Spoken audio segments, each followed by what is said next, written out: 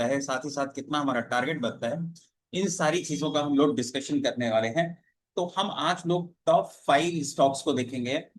Top 5 stocks को देखेंगे जो इस यानी लास्ट वीक में, यानी जो अभी कल का ट्रेडिंग सेशन खत्म हुआ, वीकली ट्रेडिंग सेशन जो कल का फ्राइडे को खत्म हुआ है, यानी इस वीक में मार्केट ने कौन कौन ऐसे 5 स्टॉक्स हैं जिसमें जबरदस्त आउटपुट दिखाया था। ठीक है, टॉप 5 स्टॉक्स, टॉप 5 स्टॉक्स जो हमें काफी अच्छा रिटर्न किए हैं लास्ट वीक में, ऐसे स्टॉक्स और ऐसे स्टॉक्स को आइडेंटिफाई करेंगे। साथ ही साथ हम उस स्ट्रैटेजी को भी जानेंगे जो इस स्टॉक को फेवर करती है या इस तरीके के मोमेंटम को कैच करने में हमें हेल्प करती है।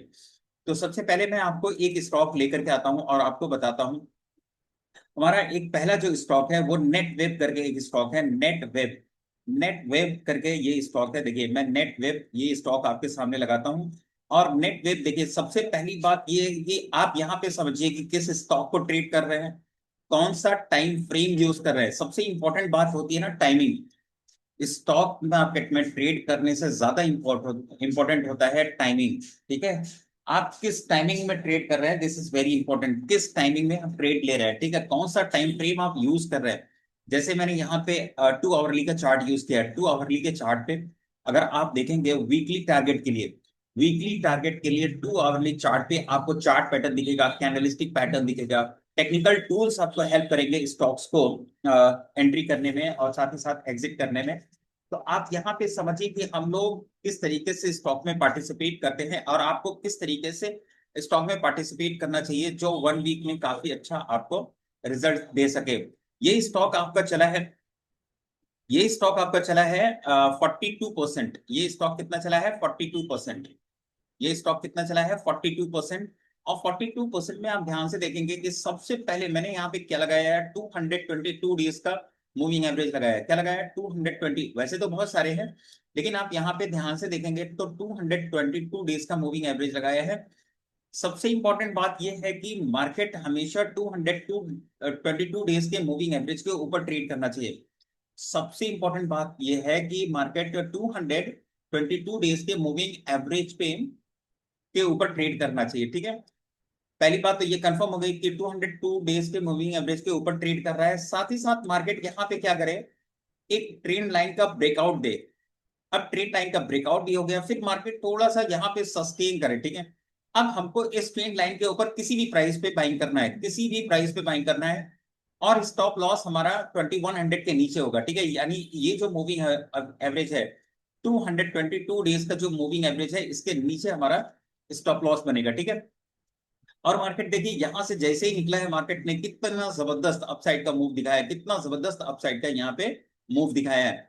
आपको बस यही देखना है कि मार्केट आपका जो स्टॉक है, मार्केट कहाँ है, 222 डेज मूविंग एवरेज के ऊपर है या नहीं। अगर आपका स्टॉक 222 डेज के मूविंग एवरेज के ऊपर चल रहा है तो आपको वहां पे मार्केट में पार्टिसिपेट करना है एज पर candlestick pattern and chart pattern. Next अगर मैं बात करूं यहाँ पे, नेक्स्ट स्टॉक हमारे पास है ये। ठीक है, आप यहाँ पे भी ध्यान से देखेंगे तो 2 आवरली चार्ट पे मार्केट क्या है।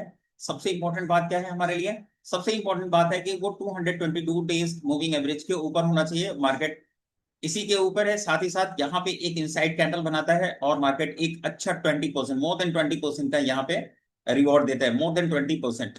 आपको बस इसी तरीके से मार्केट में अपनी अपनी अपॉर्चुनिटी फाइंड आउट करनी है। और अपॉर्चुनिटी फाइंड आउट करने के बाद एक ट्रेडिंग गट होता है, वो गट अगर आपके अंदर है तो आप अपने ट्रेड को एग्जीक्यूट करिए और प्रॉफिट को एंजॉय करिए। यहाँ पे नवा नवा करके एक स्टॉक है जो देखिए हमारा आपका 222 डेज के मूविंग एवरेज के ऊपर है। और जैसे ही यहाँ पे आप देखेंगे कि ट्रेंड लाइन का ब्रेकआउट आता है, यहाँ पे आप ध्यान से देखिए जैसे ही ट्रेंड लाइन का ब्रेकआउट आता है, मार्केट यहाँ से जबरदस्त अपसाइड में मूव करता है। नेक्स्ट अगर मैं बात करूं जीपीआईएल, यहाँ पे नेक्स्ट स्टॉक है आपका जीपीआईएल। जीपीआईएल ये भी एक बहुत अच्छा स्टॉक है। जीपीआईएल क्या कर रहा है, सबसे पहले मूविंग एवरेज के ऊपर है और मूविंग एवरेज के ऊपर होने के साथ साथ मार्केट यहाँ पे रेंज का ब्रेकआउट करता है, इस रेंज को ब्रेक करता है। और इस रेंज को ब्रेक करने के बाद, इस रेंज को ब्रेक करने के बाद मार्केट यहाँ पे 26% दे करके जाता है। 26% यहाँ पे दे करके जाता, सॉरी 32% यहाँ पे देकर के जाता है इस स्टॉक में, 32% इस स्टॉक में देकर के जाता है। नेक्स्ट अगर मैं बात करूं यहाँ पे ये बहुत ही छोटा स्टॉक है, ठीक है। और मैं छोटे स्टॉक में ट्रेड नहीं करता हूं, और मैं यहाँ पे मैं सिर्फ एनालिसिस के लिए आपको ये बता रहा हूँ कि सबसे पहले हमारे पास क्या होना चाहिए, मार्केट 222 डेज, यानी ये जो हमारा मूविंग एवरेज है इसके ऊपर होना चाहिए, और इसके ऊपर हमें एक कैंडलस्टिक पैटर्न, चार्ट पैटर्न दिखना चाहिए, और वहां पे हम थोड़ा सा हिम्मत करके ट्रेड को एग्जीक्यूट करेंगे।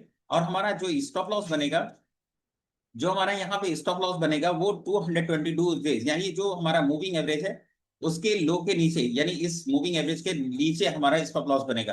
तो अगर आपको इस तरीके से अपने ट्रेडिंग स्किल को इंप्रूव करना है, साथ ही साथ ट्रेडिंग स्ट्रैटेजी सीखनी है, स्टॉक्स को आइडेंटिफाई करना सीखना है, उसमें पार्टिसिपेशन सीखना है, तो वीडियो के डिस्क्रिप्शन में दिए गए लिंक से आप अपना डीमेट अकाउंट ओपन करवाइए। डीमेट अकाउंट ओपन करवाने के बाद लॉगिन आईडी वीडियो के डिस्क्रिप्शन में दिए गए व्हाट्सएप नंबर पे आप सेंड कर दीजिए, जिससे मैं आपको अपने सपोर्ट ग्रुप में ऐड कर दूंगा, जहां पे मैं निफ्टी, बैंक निफ्टी प्लस कुछ स्टॉक्स के अपडेट देते रहता हूं, जिसे आप देख सकते हैं, सीख सकते हैं, और ट्रेड करके प्रॉफिट भी कमा सकते हैं। तो आज के लिए इतना ही, मिलते हैं नेक्स्ट वीडियो में, तब तक के लिए bye, take care, have a nice day, thank you so much.